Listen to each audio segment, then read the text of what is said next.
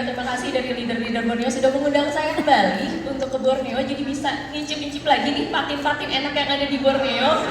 Tadi pagi patin. Kita, iya, udah keras. Kenapa saya openingnya terima kasih ngomongin patin-patin karena saya nanti seharian ini menjelang makan siang ngomonginnya tuh tentang makanan. Ini jam-jam rawan kan?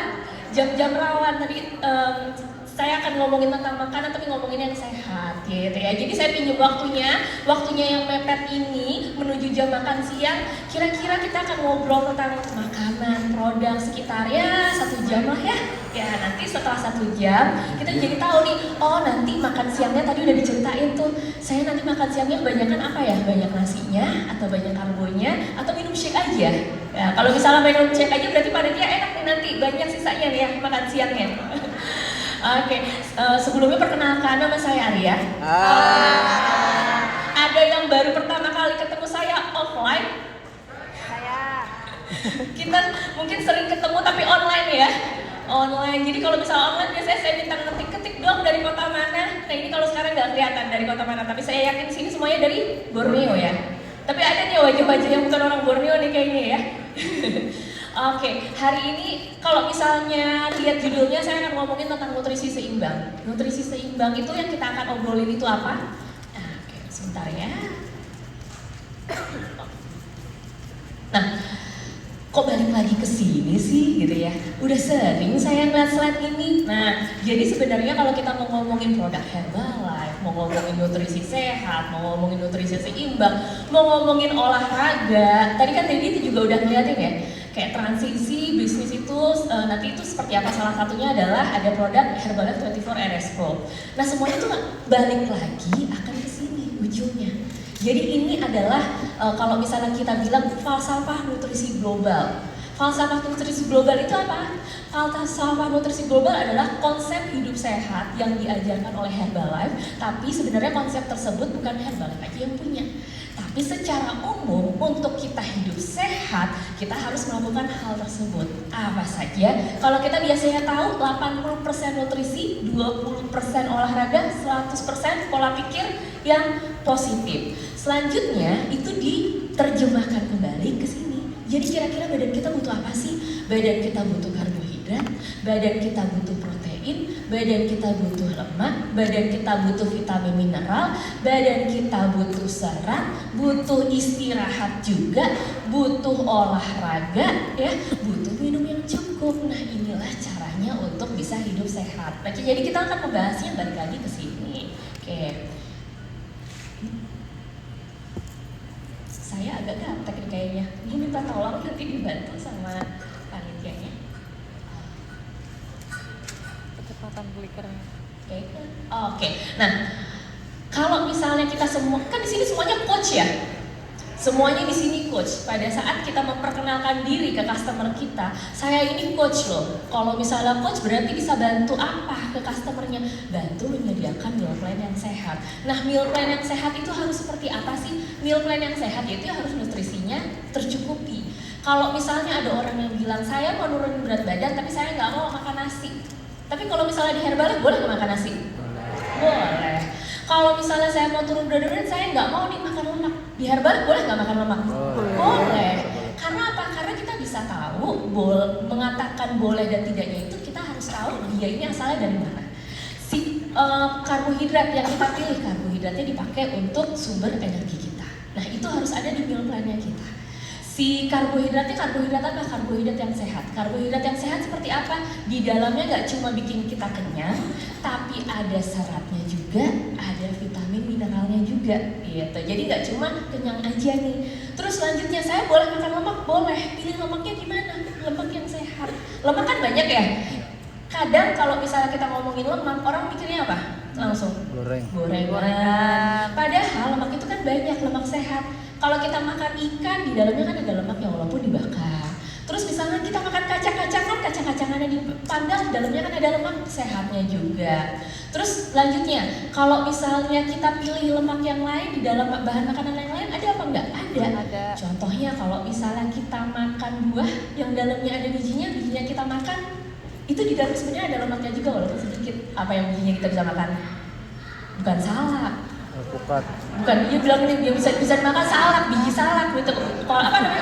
Kolak biji salak. Bukan biji salak, kalau misalnya biji salak kan kolak biji salak bukan dari biji salak beneran ya. Contohnya bisa dimakan itu kayak alpukat. ciwadap itu apa? Tempedak. Aduh, Robin, ini saya jadi malu. Besok saya buka kamus dulu lah kalau misalnya mau ke Borneo. Oke, yang bisa dimakan itu contohnya misalnya strawberry, kan ada bijinya. Ada yang kalau makan strawberry bijinya dikeluarin dulu? Nggak ada. Enggak, ngapain? Nah sebenarnya kan di dalamnya itu ada lemak sehatnya juga. Makan kiwi, itu mahal-mahal. Yang terjangkau apa? Buah naga, gitu ya. Jadi kalau misalnya kita ngomongin lemak, nggak harus lemaknya itu yang gorengan. Jadi inilah kalau misalnya kita mau ngomongin meal plan ke customer kita, gitu ya. Terus selanjutnya kita buat meal plannya itu ada nasi, terus selanjutnya ada ayam, ada ikan. Kita bisa menjelaskan ke mereka kalau mau hidup sehat ya kita harus makan nutrisinya yang lengkap, karbohidrat, protein, lemak, vitamin, mineral. Proteinnya itu untuk apa? Untuk kenyangnya lebih panjang. Kenapa kenyangnya lebih panjang? Kalau kita makan protein itu akan diproses sama badan kita kurang lebih dari 3 jam. Jadi kalau misalnya nanti habis makan siang, terus sesi makan siang nanti siapa? Dia speakernya. Aku lagi, terus nanti kalau misalnya aku lagi, kira-kira jam 1 dengerin terus udah mulai ngantuk aja gitu ya. Nah itu bisa jadi makannya tuh kurang protein, kebanyakan nasinya. Kenapa? Karena kalau misalnya makan nasi itu kan karbohidrat. Nasi itu kan bikin kenyang lebih cepat. Nasi itu atau karbohidrat itu akan diproses sama badan kita jadi sumber energi kurang lebih 1-2 jam. Jadi kalau kita udah makan nasi, itu akan diproses sama badan kita 1-2 jam. Itu yang akan dipakai sama badan kita sebagai sumber tenaga. Jadi boleh makan nasi, karena dia akan dipakai sama badan kita jadi sumber tenaga. Selanjutnya, kalau misalnya kita makan proteinnya itu akan selesai diubah sama badan kita jadi sumber tenaga kira-kira 3 jam, 4 jam, jadi lebih panjang. Jadi kalau misalnya ada yang habis makan terus dia lapar, ya karena bisa jadi kebanyakan karbohidrat, sudah terlanjur kenyang, kurang makan protein, gitu ya. Terus selanjutnya lemak, kalau misalnya di makanan boleh nggak nambahin lemak? Contohnya nambahin minyak boleh, karena menambahkan minyak di makanan itu selain menambahkan cita rasa, juga membantu meningkatkan absorpsi vitamin dan mineral yang ada di makanan tersebut. Jadi contohnya gini, kalau misalnya telur kalau dia direbus harum nggak? Harum. Lebih harum mana telur rebus sama telur yang digoreng? Goreng. Kenapa? Karena kalau lemak ketemu sama protein, ada molekul tertentu yang dia bisa meningkatkan cita rasa dari makanan tersebut. Gitu. Ikannya itu dipepes sama ikannya digoreng. Lebih harum kemana-mana yang mana? Yang pepes atau goreng? Goreng, wanginya lebih kemana-mana kan aromanya. Ya kenapa? Di dalam ikan ada proteinnya. Terus ketemu sama lemak, dia akan meningkatkan cita rasa, ada molekul baru yang diciptakan oleh makanan tersebut. Jadi boleh pakai lemak, boleh, tapi kita harus bijak. Caranya biar disejak gimana? Kita bisa ukur 1 sendok makan lemak itu kurang lebih kan, kalau 1 sendok makan sekitar 10-15 gram. 1 gram lemak itu sama dengan 9 kalori. Jadi kalau misalnya kita makannya itu nambahin 1 sendok makan minyak gitu ya, entah kita bikin tumisan, entah kita mau bikin enaknya mah kalau 1 sendok makan tumisan aja ya, tumisan atau misal olesan ban dibakar-bakaran, berarti kurang lebih kita bisa mendapatkan lemak sekitar 90 kalori dari makanan tersebut. Itu bahaya apa enggak? Enggak apa-apa gitu ya, karena itu sebenarnya kadang-kadang dipakai sama badan kita. Contohnya, kalau kita numis, di dalam tumisan kita itu ada wortel, ada buncis, ada sayuran lain. Sayur-sayuran yang dia tinggi vitamin A baru bisa dipakai sama badan kita vitamin A-nya itu. Kalau di dalam makanan kita ada lemaknya juga. Gitu. Jadi contohnya wortel itu kan dikenalnya kan makanan yang bagus untuk sumber vitamin A ya, untuk mata kita. Tapi wortel itu sebenarnya vitamin A-nya dia belum jadi namanya provitamin A. Gimana caranya si wortelnya itu bisa jadi? Harus ketemu sama lemak. Nah kalau misalnya kita bikin capcay ditumis, nah itu nggak apa-apa, karena kan kita udah bisa nakar ya jumlah minyaknya. Nah, jadi si wortelnya yang tadi jadi bentuknya provitamin A ketemu sama minyak tersebut akhirnya bisa jadi vitamin A di badan kita. Gitu ya. Nanti di belakang kita ngomongin kalori. Jadi satu-satu ya. Nah, selanjutnya ya, saya cepetan lagi. Oke, dibantu aja deh ya. Boleh, nggak apa-apa. Makasih. Nah, selanjutnya setelah kita tahu konsepnya pada saat kita mau membuat meal plan, nutrisi tersebut harus masuk. Dan kita tidak boleh alergi dengan bahan makanan, yang penting kita tahu cara menakarnya. Yang selanjutnya adalah kita memperkenalkan meal plan. Kenapa sih harus memperkenalkan meal plan? Meal plan itu memudahkan kita untuk bisa memperkirakan berapa banyak sih kalori yang dibutuhkan sama badan kita dari asupan makanan yang kita mau masuk gitu. Jadi kalau misalnya coach Herbalife itu kita kan nggak cuma mengenalkan produknya aja gitu ya, tapi kita pengen ngajak customer kita hidup sehat secara keseluruhan. Salah satunya kita dampingi apa yang mereka makan dengan produknya Herbalife. Ya. Nah, salah satunya adalah dengan melengkapi meal plan-nya ini. Kalau kita memberikan meal plan untuk mereka, itu membantu sekali mereka untuk menghemat waktu. Kenapa?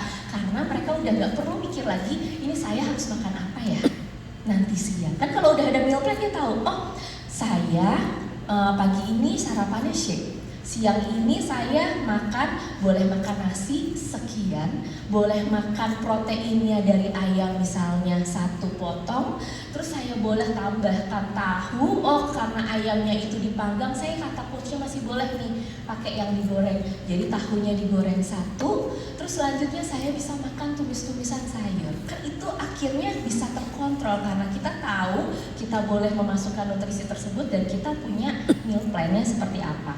Nah, selanjutnya kalau kita punya meal plan itu menghindari kita untuk memilih makanan yang menggoda mata aja, jadi yang lapar mata aja. Kalau misalnya kita nggak punya meal plan, kadang suka ditanya gini, makan siang yuk, makan apa? Apa ya enaknya? Lihat deh yang lagi promo di aplikasi. Oh ini nih, ada ramen gitu ya. Terus habis itu habis makan ramen, ada mie goreng. Habis makan mie goreng, makan bakso. Udah makan ramen, makan mie goreng, jadi makan mie lauknya mie. Gitu ya. Ya gimana programnya bisa jalan. Nah, salah satu manfaatnya meal plan adalah kita bisa merencanakan kalau misalnya kita mau jajan, kita selipinnya di bagian mana. Jadi kan makan pagi udah terkontrol, makan siang udah terkontrol. Oh saya pengen jajan tadi pagi dan siang kan udah terkontrol. Oke, yang saya belum dapat apa nih nutrisinya. Oh saya tadi kayaknya masih kurang nih makan seratnya. Boleh jajan apa ya? Saya bisa jajan contohnya kan jus. Banyak kan ya kalau misalnya kayak gitu. Jadi diet itu bukan berarti kita harus tersiksa. Gitu ya. Diet itu bukan berarti kita harus tersiksa, tapi kita bisa menikmati diet dengan hidup kita tersebut. Terus selanjutnya, kalau misalnya kita punya meal plan, itu sangat membantu sekali kita mempertimbangkan kira-kira berapa banyak sih porsi yang akan kita makan, gitu ya. Berapa banyak selanjutnya bahan makanan yang akan kita siapkan, gitu. Next slide-nya. Selanjutnya, kalau misalnya kita ngomongin meal plan, ngomongin nutrisi, ada 2 istilah namanya padat nutrisi dan padat kalori. Bedanya apa? Padat nutrisi itu makanannya saat kali kita makan itu kita dapat nutrisinya tuh nggak cuma karbohidrat aja, tapi kita dapat vitamin, dapat mineral gitu ya, bahkan dapat lemak sehat beberapa. Tapi kalau misalnya padat kalori ya cuma kalorinya aja yang banyak, tapi dia minim vitamin, minim mineral, minim serat gitu, seperti itu. Jadi bedakan ya makanan antara padat nutrisi dan padat kalori. Gitu, next slide. Nah ini contohnya untuk kalau misalnya mau buat meal plan dalam 1 hari. Bahan makanannya silahkan dikreasikan, tapi yang terpenting adalah di sebelah kalau misalnya di sini sebelah mana ya? Sebelah kiri. Jadi nutrisinya apa sih yang dibutuhkan sama kita? Karbohidrat, protein, lemak, serat, vitamin, mineral, gitu ya. Jadi yang penting itu sebelah kiri ya. Yang sebelah kanannya tinggal disesuaikan lagi. Jadi contohnya, oh saya sarapan butuhnya apa? Karbohidrat, protein, lemak, serat. Terus saya bisa dapatnya dari mana? Shake, PPP, ditambahkan sama mix fiber.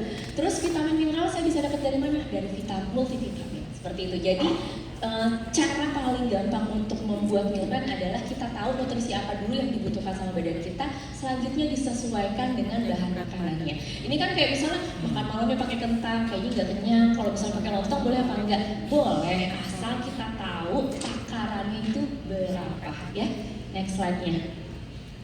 Terus kalori, banyak yang takut sama kalori. Kalau misalnya makan, aduh ini kalorinya berapa, nanti bikin gendut. Sebenarnya yang bikin gendut itu kan gak cuma kalorinya aja.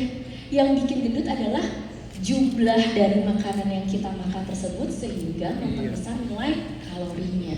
Kalori ini dibutuhkan sama badan kita.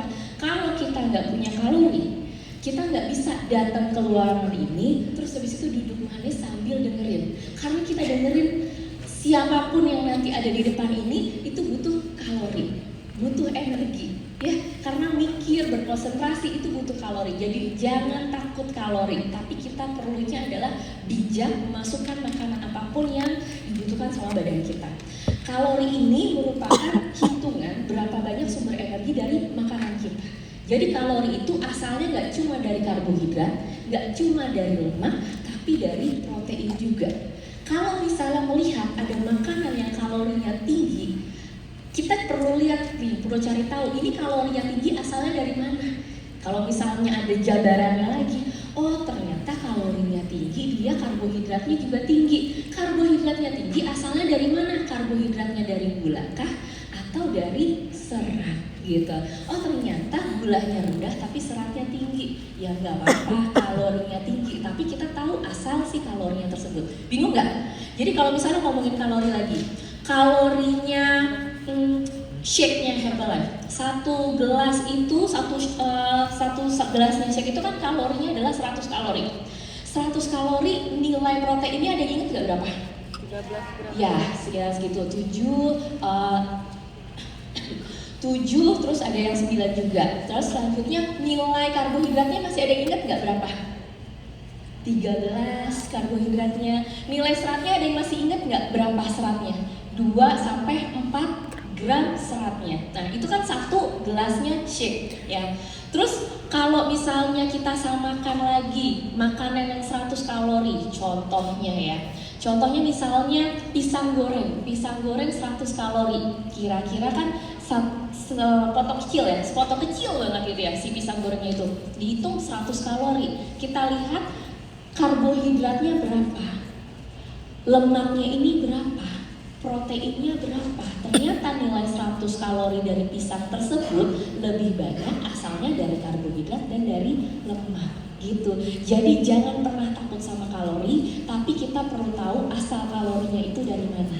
Kalori itu dari karbohidrat, dari protein, dari lemak. Kalau karbohidratnya tinggi, kita lihat lagi dia tingginya itu dari mana? Dari gulanya kah atau dari seratnya gitu ya.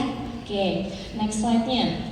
Terus bagaimana sih caranya menghitung kebutuhan nutrisi harian? Ini udah mulai hitung-hitungan, mudah-mudahan energinya masih ada, kalorinya masih ada buat konsentrasi ya. Kalau misalnya nggak ada di depannya masih ada energi, coba diminum energinya, mungkin itu bisa bantu, bisa bikin konsentrasi ya. Next slide-nya. Nah, jadi kalau menghitung kalori itu banyak rumusnya. Saya cuma sebentar-sebentar aja, nggak saya kasih semuanya karena slide-nya nanti silahkan kalau mau diambil. Ada beberapa banyak cara. Yang pertama pakai rumus. Kalau mau pakai rumus ini silahkan. Jadi ada satu rumus namanya Harris Benedict. Next slide, nggak usah ya. Yang selanjutnya, kita kalau misalnya nggak mau pakai rumus, sekarang udah banyak aplikasi yang menyediakan gimana caranya menghitung kebutuhan kalori harian. Bisa, boleh, nggak apa-apa kalau mau pakai aplikasi tersebut gitu ya. Mau pakai aplikasi atau ada di website silahkan. Nah, terus ada cara yang lainnya atau enggak? Next slide. Yang selanjutnya ini yang banyak dilakukan juga oleh kita. Ini salah satu cara yang akurat juga dengan menggunakan Tanita. Karena kalau misalnya dari Tanita kita bisa tahu berat badannya berapa, terus kita bisa masukin tinggi berat badannya dia berapa, komposisi tubuhnya tersebut akhirnya bisa menghasilkan nilai kebutuhan kalorinya seharinya berapa. Jadi yang selama ini dilakukan sama teman-teman itu udah benar ya. Itu adalah cara untuk menentukan kebutuhan kalori harian. Tapi kalau saya nggak punya Tanita, bisa nggak saya menghitung kebutuhan kalori dari customer saya? Bisa. Apakah perlu ngitung yang tadi? Enggak, ada cara yang lain juga. Next slide-nya. Caranya ini. Kalau misalnya nggak mau ngitung-ngitung karena resikonya nanti takut salah, terus habis itu bawa Tanita kemana-mana misalnya berat, lagi traveling ceritanya ada orang yang lagi ngobrol sama kita, terus habis itu dia mau dibuatin meal plan sama kita pengen sambil ngobrol, sambil nunggu pesawatnya kita ngobrol, kita bisa kenalkan pakai ini. Kalau ini adalah terjemahan dari, dulu tahu yang namanya protein tracker Herbalife, ada yang pernah masih punya, mungkin kalau yang baru udah nggak pernah ketemu lagi sama protein tracker itu. Jadi ini adalah terjemahan dari protein tracker tersebut, dan ini juga terjemahan dari rumus-rumus yang tadi. Jadi kalau misalnya nggak mau pakai rumus-rumus, bisa pakai ini dari tinggi badan, berat badan, dan jenis kelamin aja. Bisa tahu kira-kira kebutuhan kalorinya berapa. Jadi pilih yang paling mudah yang ingin kita gunakan. Next slide-nya. Terus selanjutnya, gimana caranya kita udah tahu dalam satu hari ini kebutuhan kalorinya katakanlah 1700, 1900, 2100, 2700. Semua orang kan angkanya akan beda-beda ya. Udah tahu nih jumlah kebutuhan seharinya seperti itu. Bagaimana caranya saya membagi dalam satu hari meal plan? Caranya, next slide-nya, adalah dengan membagi 20-30 dari kebutuhan kalori hariannya itu untuk sarapan, 40-50 itu untuk makan siang, dan 20-30 itu untuk makan malam. Next slide-nya. Kalau misalnya nggak mau ribet gitu ya, sebenarnya meal plan chart yang Herbalife yang buat itu adalah salah satu perhitungan yang mempertimbangkan pembagian tersebut. Kan di bawahnya kan ada angka-angka kalorinya, kan pengen ya kalau misalnya ngomong sama depan customer-nya, kita meyakinkan mereka nggak cuma bisa ngomong satu hari itu makannya 1900 kalori, oke, berarti sarapan saya harus makannya berapa kalori coach gitu ya. Nah itu udah ada per harinya tuh berapa. Jadi meal plan chart tersebut sudah memperhitungkan kira-kira pembagian kebutuhannya berapa. Kalau mau detailnya contohnya kayak gini, misalnya kan kalau misalnya di angka-angka yang falsafah nutrisi global ini suka ada angka ya 40, 30, 30. Ini nggak perlu dihafal, tapi kalau misalnya ada orang tanya, kita tahu ya. Jadi saya jelasin aja. Contohnya, karbohidrat ternyata dibutuhkan 40%. Ini 40%-nya dari mana? Jadi 40% ditarik kebutuhan energi harian kita berapa? Terus selanjutnya dibagi 4 itu dari mana? Karena 1 gram karbohidrat itu sama dengan 4 gitu. Terus protein kan suka dibilang tulisannya 30% protein. Itu gimana caranya saya tahu kebutuhannya? 30% protein dikali kebutuhan energi harian kita terus dibagi 4. Kenapa 4? Karena 1 gram protein itu sama dengan 4 kalori gitu. Kalau misalnya nggak mau ribet, mau ngitung-ngitungnya, itu pakai meal plan chart yang tadi aja. Oke, next slide. Oke, selanjutnya, gimana caranya saya bisa mengetahui nilai nutrisi dari makanan yang kita makan? Jadi kayak misalnya saya mau makan ayam, mau makan ikan, saya pengen tahu nih gimana cara menghitungnya nih. Ayamnya misalnya digoreng kalorinya berapa, ayamnya itu misalnya dipanggang itu kalorinya berapa. Jadi ada contohnya, next slide-nya.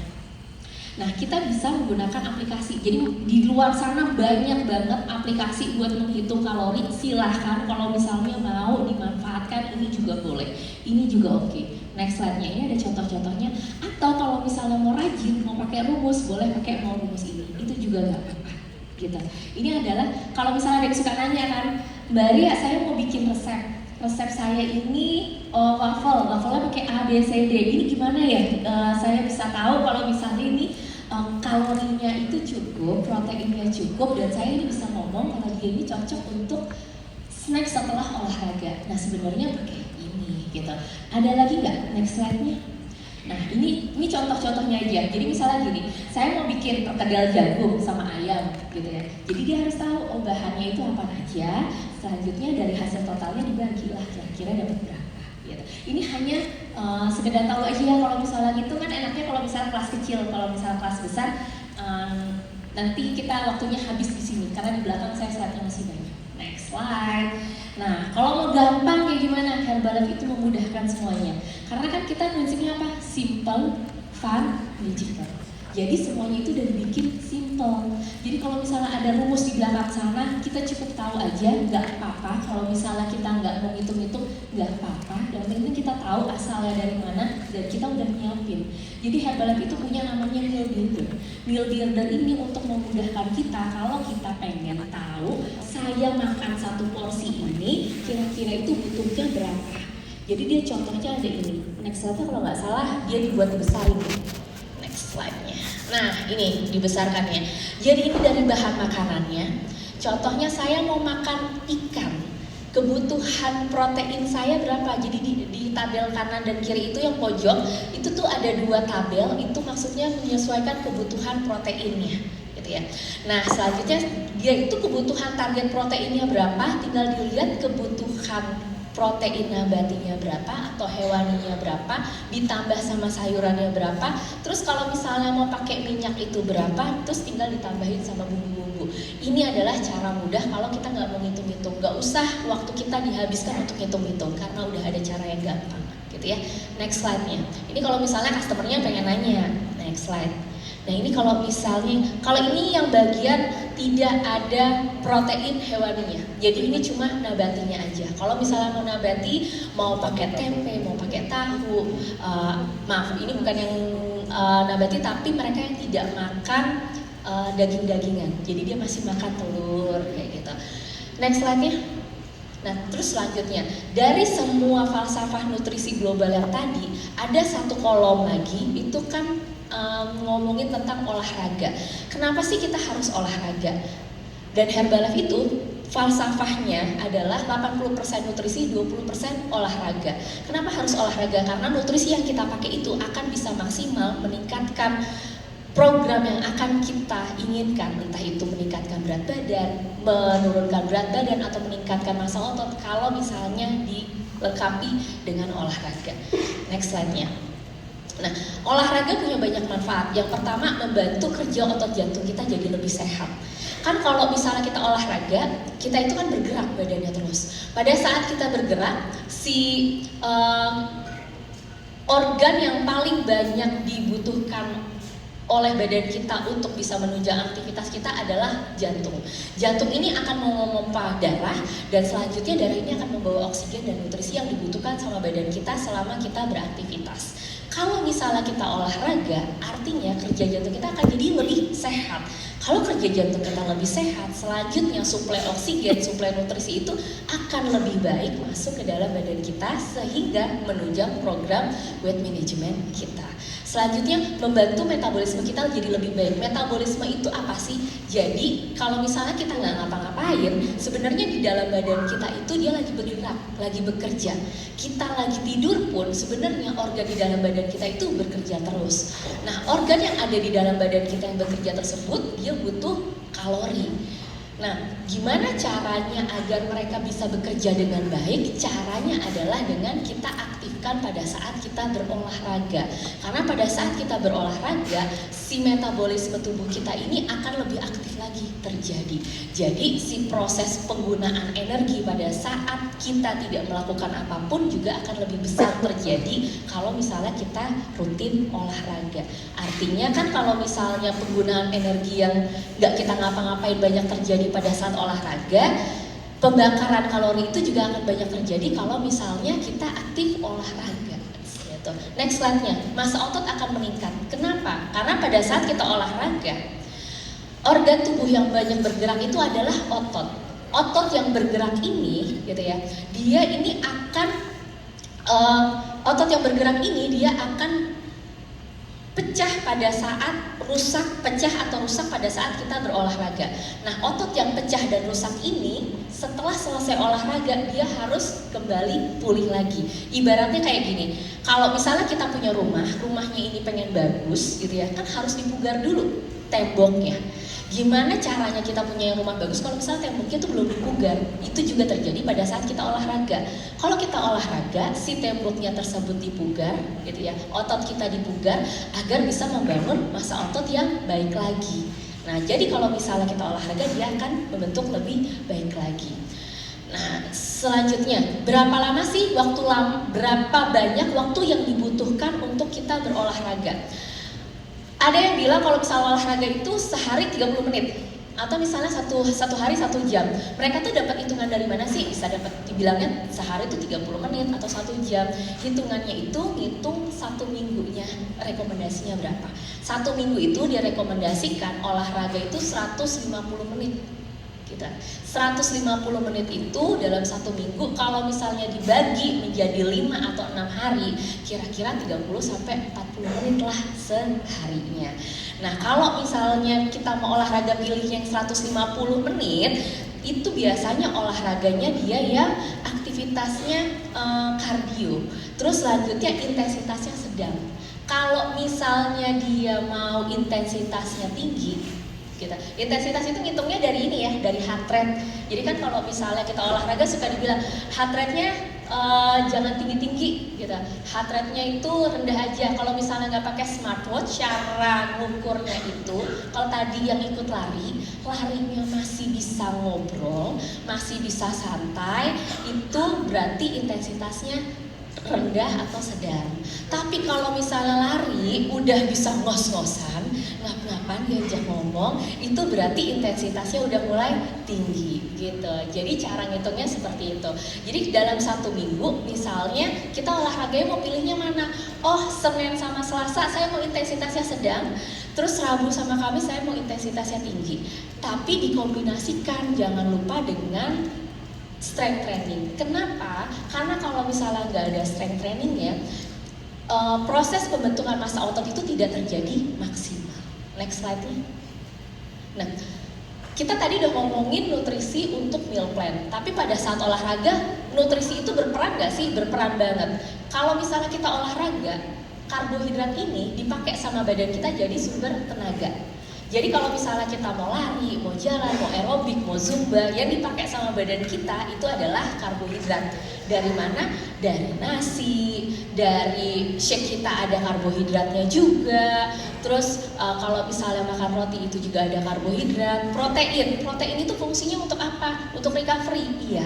Tapi kalau sebelum olahraga kita makan protein tersebut akan membantu meningkatkan recovery kita jadi lebih cepat.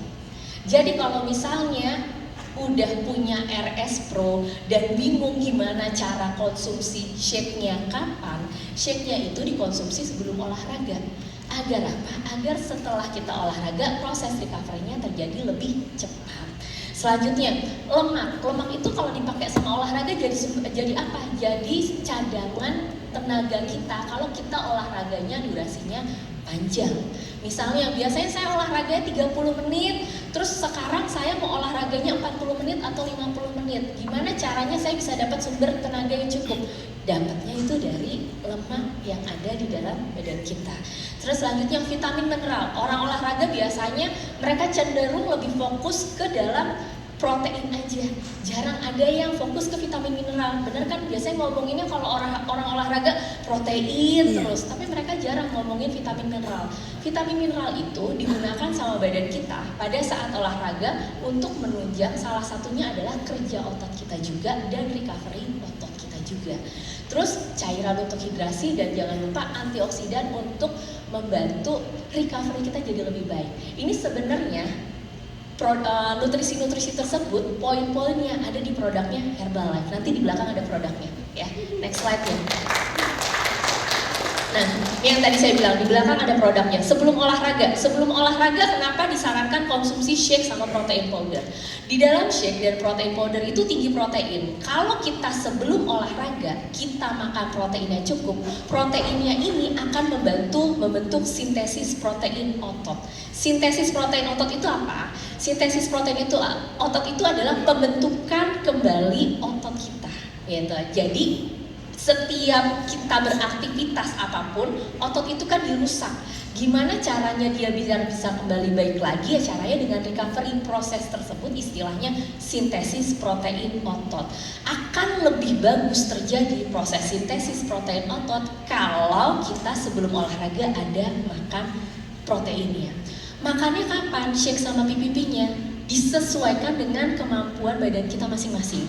Ada yang bisa makannya shake sama pipi 1 jam sebelum dia olahraga, 2 jam sebelum olahraga, 30 menit sebelum olahraga, bahkan ada yang 15 menit sebelum olahraga. Silahkan disesuaikan dengan kebiasaan kita masing-masing.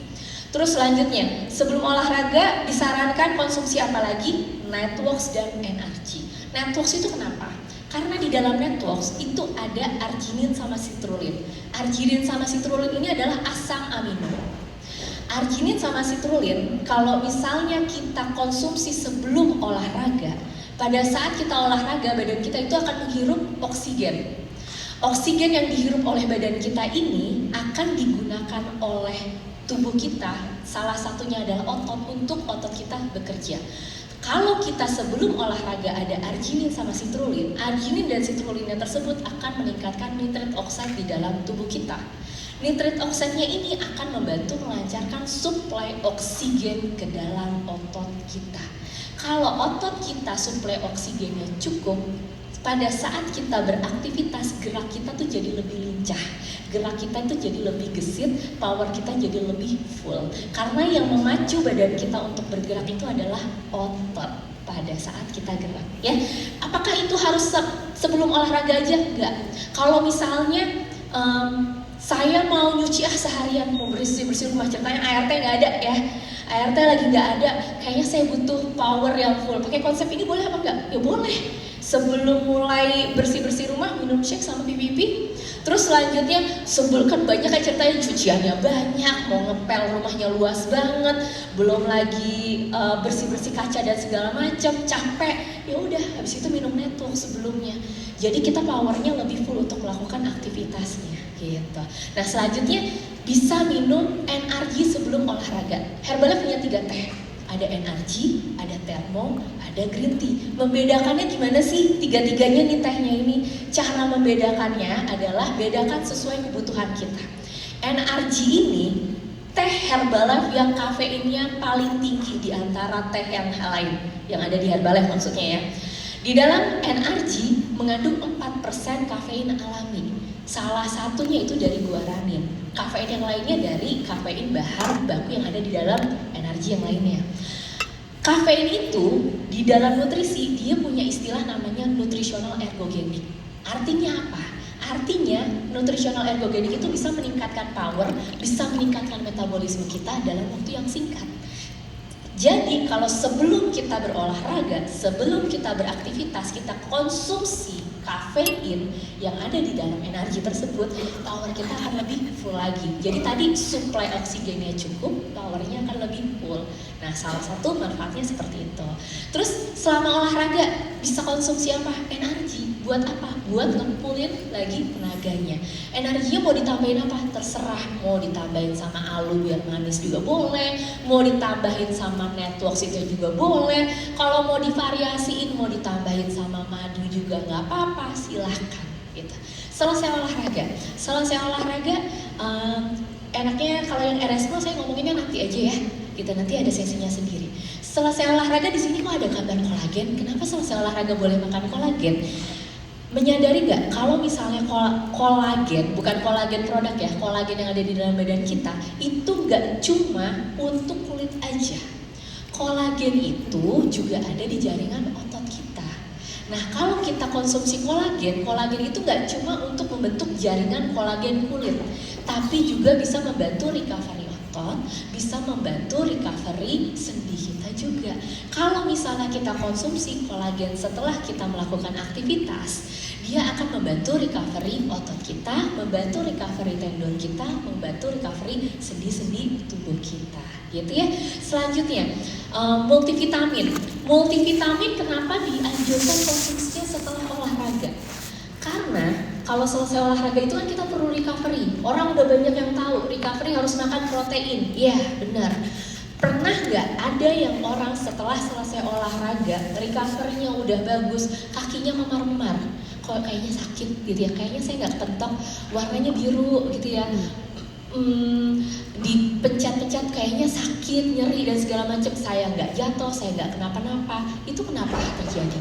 Itu salah satu tanda-tanda recovery jaringan yang ada di bawah kulit kita, yang ada di otot itu juga, dia itu tidak recovery dengan maksimal. Jadi terjadilah memar seperti itu, gitu.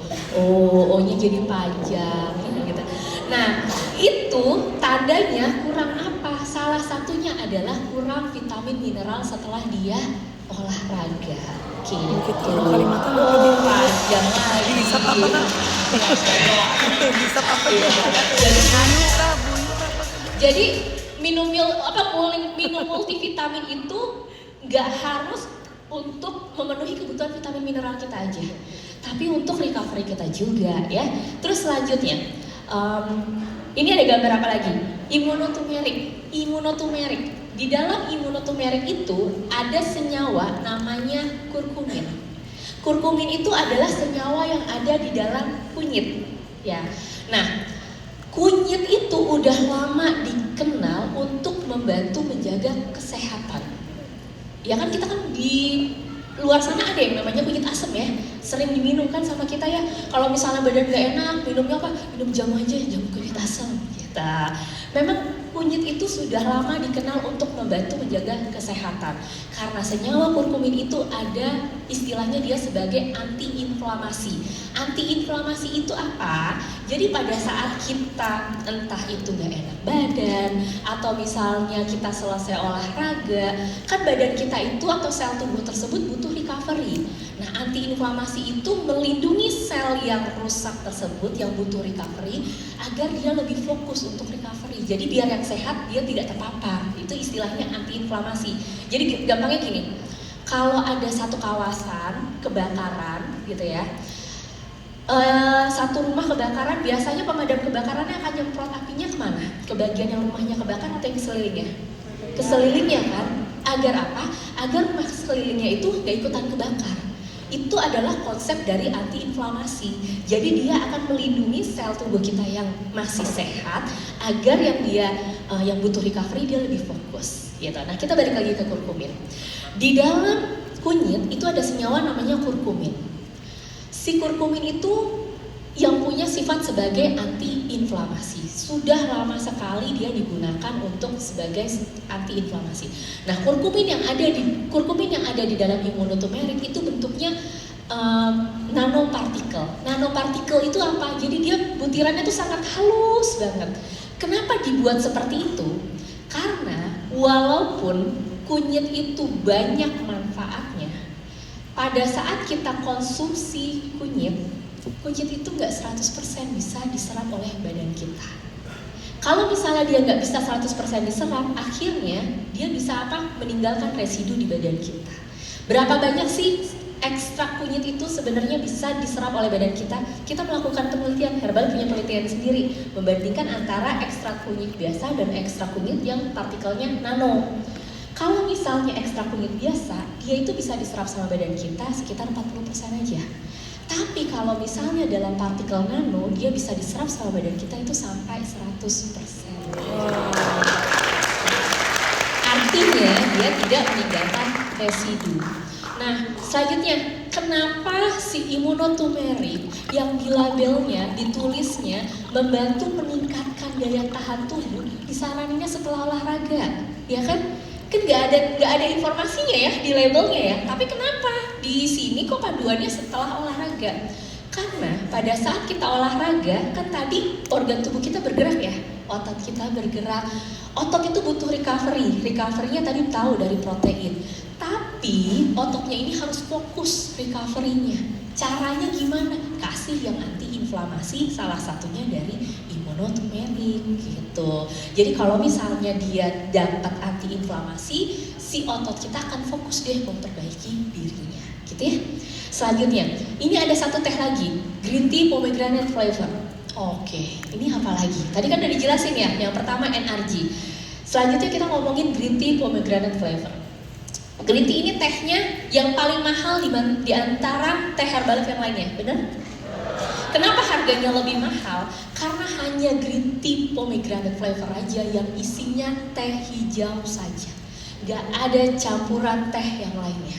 Kalau NRG ada campuran guarana, ada campuran orange pekuti, itu adalah turunan teh hitam, ada campuran kafein yang lain. Kalau di dalam termo ada campuran teh hitam, teh hijau, dan ada rempahnya juga. Kalau di dalam green tea pomegranate flavor, ini isinya hanya teh hijau saja tehnya, nggak ada yang lain. Terus selanjutnya, bahan premium lain yang ada di dalam green tea pomegranate flavor ini adalah stevia. Stevia itu adalah daun yang memberikan rasa manis karena di dalam stevia itu ada senyawa namanya stevionol. Kalau kita masukkan stevionol itu ke dalam makanan, dia akan rasanya manis. Nah, tapi keunggulannya kalorinya 0. Stevia ini merupakan bahan makanan yang premium. Coba kalau misalnya yang punya toko hijau, toko oranye, ada yang suka beli kan ya stevia cair. Pas beli harganya murah nih gitu ya. Pas nyampe segini banget, dikit banget gitu ya. Oh, ternyata saya cuma dapatnya sedikit itu gitu ya. Terus kalau misalnya saya kasih tahu ke customer saya, iya stevia ini bahannya dia premium, harganya mahal. Customernya mampirlah ke supermarket. Ada satu toko, lihatlah gula, ada satu merek namanya sama stevia juga. Pas dilihat, harganya nggak nyampe 100.000, ngadu lah sama kita. Katanya tehnya Herbalife Green Tea pakai stevia aja, harganya mahal. Dia harganya lebih dari berapa harganya? Lebih dari 100.000 lah ya, dari yang si gula yang tadi itu ya. Tapi ini saya bisa dapat gula harganya di bawah 100.000 dari stevia juga gitu. Bisa nggak kalau misalnya green tea pomegranate sama kayak gini harganya? Nggak bisa. Kenapa? Karena kita stevianya pakai 100%. Coba cek yang itu, dia pakai stevia 100% apa enggak? Ternyata nggak stevia 100% ditambah sama yang lain gitu. Ya.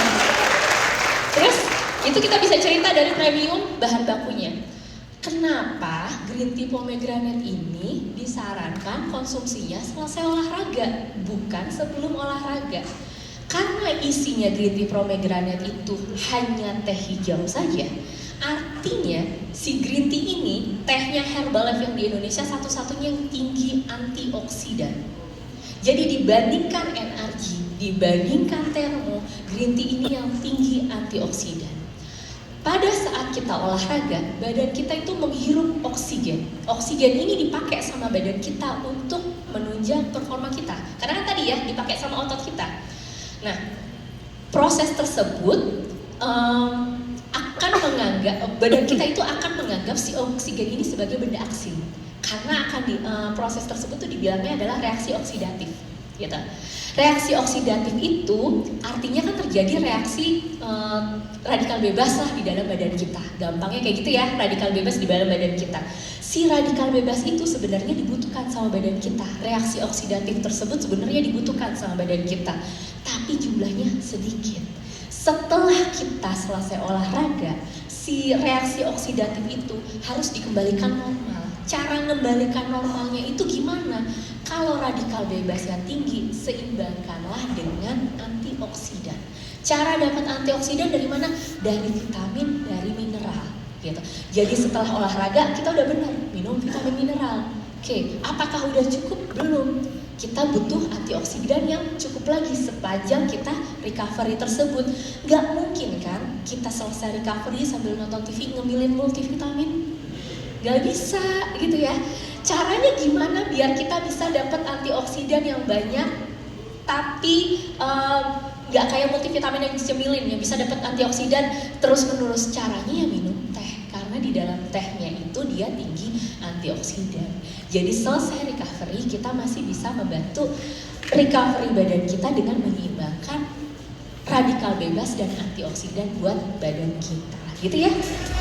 Next slide-nya, RS-Pro-nya disimpan aja nanti. Nutrition aktif. Di sini yang melewatkan konsumsi nutrition aktif setiap hari siapa? Saya nanya yang melewati, nunjuk tangannya dalam hati aja nggak apa-apa. Kenapa saya tanya gitu? Karena berapa kali ketemu ada yang bilang gini, saya nggak minum nutrition aktif karena nutrition aktif itu sama kayak multivitamin. Karena namanya nutrition, dipikirnya itu sama kayak multivitamin. Beda ya, beda. Nutrition aktif itu fungsinya dia Enaknya kita ngomongin dari bahan bakunya dulu ya. Bahan baku utama dari nutrition aktif adalah alpha lipoic acid. Terus satu lagi ada binogenol. Jadi di dalamnya itu ada antioksidan juga. Tapi kerjanya beda dibandingkan sama green tea tadi. Kalau tadi green tea kan membantu recovery setelah kita olahraga. Nutrition aktif itu kerjanya melindungi si pabrik pembentuk energi di dalam badan kita. Jadi di dalam badan kita, di dalam sel tubuh kita itu ada namanya mitokondria atau inti sel. Atau kalau misalnya nggak mau ngapalin, gampangnya pabrik bentuk energi. Jadi kita udah makan tadi, makan karbohidrat jadi sumber energi, terus makan protein jadi sumber energi. Itu yang masak itu di dalam badan kita siapa sih? Yang masak itu namanya mitokondria atau namanya inti sel. Nah, karena dia itu pabrik pembentuk energi, artinya dia harus sehat terus. Gimana caranya menjaga si pabrik pembentuk energi kita tetap sehat? Caranya kasih antioksidan yang memang cocok untuk dia. Ada di mana? Ada di dalam nutrition aktif. Gitu. Pada saat kita olahraga, terutama yang suka olahraganya meningkatkan massa otot, akan terjadi peningkatan sel otot. Pada saat terjadi peningkatan sel otot, di dalam sel otot tersebut juga terjadi peningkatan inti sel. Artinya akan terjadi peningkatan pembakaran kalori karena kan pabriknya banyak ya. Nah, artinya kita butuh nutrition aktif untuk mereka yang suka olahraga agar si sel-sel yang ada di dalam sel tubuh kita tersebut, sel pembentuk energi yang ada di dalam sel otot kita tersebut bisa terlindungi untuk membentuk energi, gitu ya. Next slide-nya. Ini diem maksudnya ngerti, nyatet atau bingung? Nyatet, oke. Terus selanjutnya, apa sih peran protein untuk olahraga? Karena Herbalife udah punya shake, udah punya PPP, sekarang punya RS Pro. Saya gimana caranya ngejelasin ini ke customer saya? Caranya kita mesti jelaskan perannya dulu nih si protein. Next slide-nya. Ini sebenarnya nggak cuma buat olahraga tapi buat sehari-hari juga. Jadi kalau misalnya kita olahraga tadi 8 kilo berapa menit ya? 40 menit, 1 jam, 30 menit. Kelas patet. 30 kali 3, oke, 1 jam setengah katakanlah ya. 30 menit. Kenapa saya tanya waktunya berapa? Karena kalau kita olahraga 30 menit, setelah kita olahraga 30 menit, idealnya itu kita harus konsumsi protein minimal 20 gram. Itulah kenapa RS Pro dia satu porsinya proteinnya 20 gram. Jadi biar kita nggak usah bingung-bingung lagi. Karena tadi di awal disarankan kalau kita mau hidup sehat, olahraganya berapa? 1 hari. Kan 30 menit ya, kalau misalnya 150 itu dibagi 5 hari. Jadi kalau kita olahraga 30 menit, minimal kita konsumsi proteinnya 20 gram. Kalau olahraganya lebih panjang lagi waktunya, konsumsi proteinnya yang disesuaikan kembali gitu. Selain butuh protein untuk proses recovery, itu juga butuh karbohidrat juga. Di dalam RS Pro ada karbohidratnya juga karena pembentukan massa otot setelah kita olahraga itu gak cuma butuh karbohidrat, gak cuma butuh protein, juga butuh karbohidrat. Jadi serat otot kita itu dibangun dari karbohidrat dan protein. Nah, next slide-nya. Next-nya aja deh. Ini yang tadi diomongin. Kenapa sih kalau misalnya sebelum olahraga ada disarankan konsumsi shake dan protein powder? Karena salah satu manfaatnya kalau kita konsumsi shake dan protein powder sebelum kita olahraga itu bisa membantu meningkatkan metabolisme. Nah, kalau misalnya metabolisme kita meningkat selama kita berolahraga, terus selanjutnya akan bisa membantu mendukung recovery kita setelah olahraga juga, bahkan sampai 48 jam. Kalau misalnya recovery-nya dia bagus, nah selanjutnya peningkatan massa ototnya akan terjadi lebih baik. Kalau peningkatan massa ototnya terjadi lebih baik, akhirnya pembakaran kalori itu akan lebih efisien.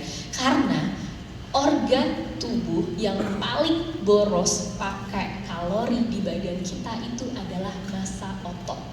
Jadi kalau misalnya mau nurunin berat badan, bukan nurunin berat badan ya, kalau mau nurunin persen lemak tubuh, kalau mau punya komposisi tubuh yang ideal, tingkatkan massa otot kita. Karena organ tubuh yang paling boros pakai energi itu massa otot.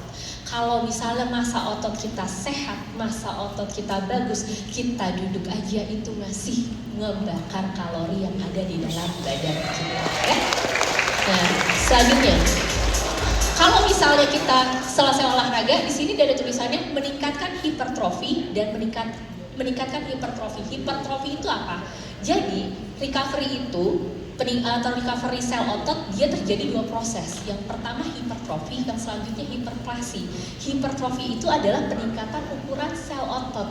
Jadi sel ototnya meningkat dulu. Setelah sel ototnya meningkat, hipertrofi itu terjadilah proses namanya hiperplasi. Hiperplasi itu apa? Peningkatan jumlahnya. Jadi bentuknya dulu dia berkembang, selanjutnya jumlahnya dia bertambah gitu. Jadi kayak gampangnya gini, tanaman. Kalau kita numbuhin tanaman kan dia tumbuh besar dulu, baru ada tunas yang baru. Kayak gitu juga massa otot kita. Jadi kalau misalnya mau recovery massa otot, meningkatkan massa otot, dia akan jumlahnya nambah dulu, baru nanti tumbuh tunas-tunas yang baru dari sel otot kita. Next slide-nya. Nah, kalau misalnya setelah olahraga, fungsinya untuk apa? Ini ulang yang tadi sebenarnya. Jadi membantu sintesis protein otot. Proses sintesis massa otot itu terjadi setelah kita olahraga. Kalau misalnya ada orang yang udah olahraga, terus selanjutnya dia makan proteinnya cukup, customer kita udah melakukan hal tersebut, tapi mereka masih ngadu, Mbak, kok saya massa ototnya masih nggak meningkat juga ya? Kok saya masih kayak gini-gini aja ya? Salahnya di mana? Peningkatan massa otot, recovery massa otot itu banyak terjadi pada saat proses recovery. Salah satunya adalah pada saat kita tidur di malam hari. Jadi kalau misalnya olahraganya udah bagus, makannya udah bagus, tidurnya dijaga. Kalau misalnya makan udah bagus, tidurnya udah bagus, tapi masih sering begadang, ya peningkatan massa ototnya nggak akan banyak terjadi gitu. Next slide-nya. Nah, gimana caranya ngatur asupan protein harian? Caranya adalah kalau kita udah punya RS Pro. Kalau kita udah punya RS Pro, udah punya shake, apakah RS Pro ini akan menggantikan shake dan PPP? Enggak, kita kombinasikan. Kalau olahraganya pagi, tinggal diatur waktunya. Mau makannya kapan? 1 jam sebelumnya, 2 jam sebelumnya, 30 menit sebelumnya, atau 15 menit sebelumnya, tergantung masing-masing. Contohnya misalnya gini, badan saya tuh bisa konsumsi shake dan PPP sebelum olahraga dimaksimalin tuh 30 menit sebelumnya. Tapi ada teman kantor saya 5 menit sebelumnya mau olahraga, dia nggak apa-apa tuh minum shake sama PPP. Kalau saya nggak enaknya kenapa? Nggak nyaman di saya ternyata. Ada orang yang seperti itu, jadi tergantung sama pribadi masing-masing. Terus selesai olahraga minum RS Pro. Tadi informasi produknya belum kan? Nanti di belakang ya. Terus selanjutnya kapan lagi saya minum shake sama PPP? Bisa ditaruh pada saat snack pagi, atau mau dipakai snack sore, atau misalnya pada saat makan malam. Nah ini tadi yang fungsinya meal plan yang tadi kita jelasin di awal tadi. Next slide-nya, kalau misalnya kita olahraganya sore atau misalnya malam hari, kapan saya minum shake-nya? Shake-nya tetap buat sarapannya shake sama PPP. Terus sebelum olahraga sore, kalau olahraga sore lebih enak ya ngatur shake sama PPP-nya. Mau jam berapa olahraganya sore? Jam 5, berarti minum shake sama PPP-nya tinggal hitung mundur. Jam 3 atau jam 4. Atau mau olahraganya jam 6, tinggal dihitung mundur lagi. Gitu. Selesai olahraga, RS Pro. Terus kalau misalnya malamnya mau makan malam silahkan, atau mau diganti sama shake sama PPP juga gak masalah. Next slide. Nah, bedanya shake dengan RS Pro dan PPP itu apa? Shake ini di dalamnya ada vitamin mineral yang memang dia fungsinya itu sebagai meal replacement. Jadi bukan kayak RS Pro yang fungsinya untuk recovery. Protein yang ada di dalam shake itu sekitar 7 gram. Seratnya itu 2-3 gram, kita dapat vitamin mineral juga. Protein yang ada di dalam shake fungsinya itu sama seperti protein pada umumnya yang membantu recovery recovery sel tubuh kita. Sel tubuh kita yang di recovery itu manapun. Jadi dari ujung rambut sampai ujung kuku. Kalau misalnya punya foto before after, coba dilihat foto before afternya. Yang berubah itu pasti nggak cuma bentuk badannya aja, tapi yang berubah apa lagi? bentuk wajahnya jadi lebih cantik. Kalau reuni, ada yang pernah datang reuni, terus habis itu temennya bilangnya gimana? Ih, kok jadi lebih segeran ya, gitu ya. Kok kamu nggak berubah ya? Sebenarnya dia mau bilang lebih cantik, tapi kayak merasa tersaingi, kayak gitu ya. Nah, jadi bilangnya nggak berubah, gitu. Nah, kenapa seperti itu? Karena tanpa kita sadari, pada saat kita merubah pola makan kita cukup konsumsi protein. Yang berubah itu nggak cuma badan kita aja. Target berat badan idealnya itu nggak cuma sampai situ aja, tapi sampai penampilan kita, wajah kita jadi lebih kelihatan celing, penampilan kita jadi kelihatan oke. Kenapa? Karena rambut kita ini dibangun dari protein, kulit kita ini dibangun dari protein. Jadi mereka ini regenerasi terus rutin. Nah, pada saat mereka rutin regenerasi, mereka ini butuh bahan baku. Bahan baku kulit kita itu protein, bahan baku kulit kita itu kulit, bahan baku otot kita itu protein, bahan baku rambut kita itu protein. Jadi kalau misalnya proteinnya cukup, ya nggak cuma berat badannya tercapai, tapi kita jadi lebih cantik, lebih ganteng. Selanjutnya, ini informasi produknya sengaja istilahnya apa ya? Plek-plek dari label. Plek-plek itu bahasa Indonesianya apa ya? Copy paste dari label. Maksudnya apa? Kadang kan customer kita kan pada pinter-pinter ya, sekarang suka nanya sambil baca label. Terus mereka baca, ini bahasanya gimana sih? Bahasanya berat banget, gimana caranya saya bisa ngejelasin? Oke, di dalam shake itu ada vitamin mineralnya. Vitamin mineral yang ada di dalam shake itu bukan ditujukan untuk membantu memenuhi kebutuhan vitamin mineral harian. Artinya bukan ditujukan untuk menggantikan posisinya multivitamin. Karena kalau menggantikan posisinya multivitamin, kita nggak mungkin punya multivitamin. Cukup dari shake aja. Jadi fungsinya vitamin mineral yang ada di dalam shake itu untuk apa? Untuk mendukung nutrisi makro yang ada di dalam shake bisa berubah menjadi energi, salah satunya. Di dalam shake itu ada vitamin B1, B2, B3. Nah, vitamin-vitamin tersebut pada saat dikonsumsi sama badan kita dan ketemu sama karbohidrat, dia akan membantu proses perubahan karbohidrat yang ada di makanan tersebut bisa menjadi energi, menjadi lebih efisien gitu.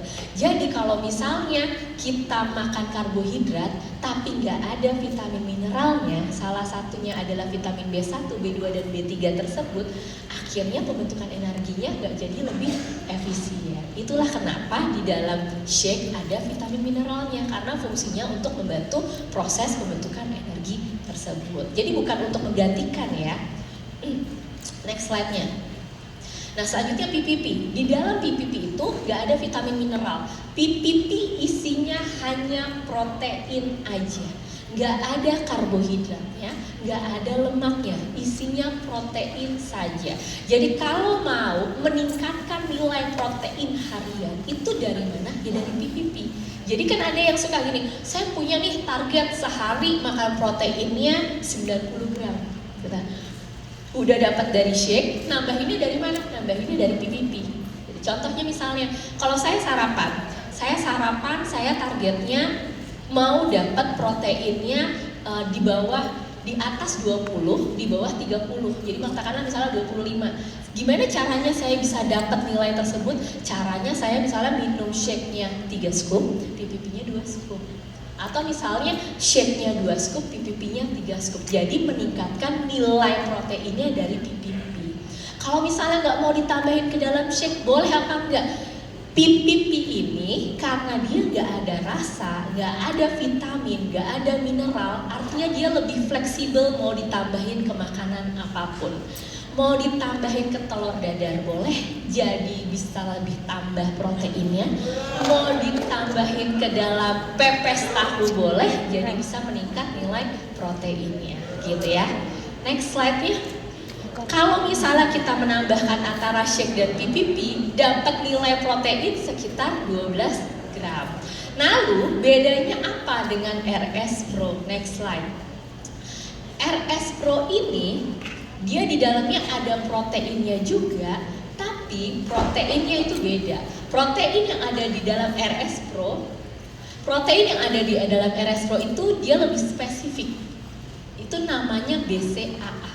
Bahasa Indonesia gampangnya itu adalah asam amino rantai cabang. Jadi protein itu sebenarnya rumah utamanya. Amino acid. Nah, karena dia protein itu rumah utamanya, berarti si yang ngebangun rumahnya itu siapa? Yang ngebangun itu adalah asam amino. Jadi ibaratnya kalau protein rumah, temboknya itu asam amino, gentengnya itu asam amino, tiangnya itu asam amino, ubinnya itu asam amino. Asam amino itu ada 21. Jadi satu makanan jenis protein itu belum tentu lengkap asam aminonya. Ada yang asam aminonya 9, ada yang asam amino 10, ada yang 7, ada yang 3. Kedelai itu salah satu makanan sumber protein yang asam aminonya lengkap, gitu ya. Nah, asam amino itu ada 2, asam amino esensial dan non esensial. Bedanya apa? Kalau esensial itu cuma bisa didapatkan dari makanan. Kalau misalnya non esensial itu dia harus dia bisa ada di dalam badan kita. Jadi badan kita itu sebenarnya membentuk juga protein. Nah, hubungannya apa nih asam amino tadi dengan si BCAA dengan RS Pro. Di dalam RS Pro ada proteinnya tapi dia spesifik bentuknya. Namanya BCAA atau asam amino rantai cabang. Nah, BCAA itu disebut juga sebagai protein yang memang khusus membentuk sintesis protein otot. Jadi yang membentuk sintesis protein otot itu spesifik jenis proteinnya, yaitu BCAA. Siapa aja dia? Ada valin, lisin, dan isolesin. Kalau nggak apal sama istilah yang 3 tadi nggak apa-apa, disebut aja BCAA. Gampang kan? BCAA udah cukup itu aja, gitu ya.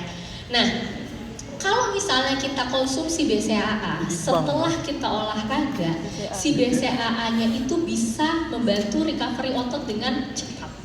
Kenapa? Jadi kalau kita olahraga kan ototnya itu dirusak. Nah, pada saat otot kita dirusak, dirobek, selesai olahraga ototnya itu harus ditambal lagi. Yang nambel itu siapa? Yang nambel itu si BCAA. Karena kalau misalnya nggak cocok gitu ya, misalnya ditambal sama protein yang lain, dia ini recovery-nya akan lebih lama. Kalau misalnya ditambal sama BCAA, dia akan lebih cepat recovery-nya karena memang pasangannya itu gitu. Kalau misalnya recovery-nya lebih cepat dipakai BCAA tersebut, akhirnya resiko yang kayak misalnya habis olahraga capek, lelah, letih, apalagi ya, pegel kayak gitu ya, itu akan periodenya lebih pendek.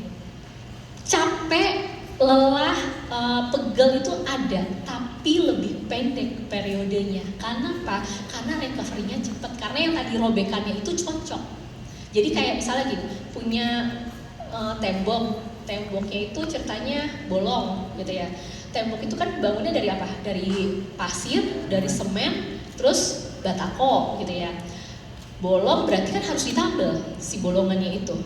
Ya udah, berarti bahannya itu harus semen, batako, sama pasir tadi. Ternyata kita nggak punya bahan itu. Kita pakainya tanah liat, sama semen, sama batako. Bisa nggak dia berbentuk tembok lagi? Bisa, tapi nggak akan maksimal. Kayak gitu juga fungsinya BCAA. Jadi otot dia itu ada spesifiknya proteinnya. Spesifiknya apa? Ya BCAA. Kalau dia nggak cocok, ya dia nggak nutup atau nggak rapet atau nggak recovery dengan cepat, gitu ya. Nah, di dalam RS Pro ada satu bahan lagi namanya L-glutamin.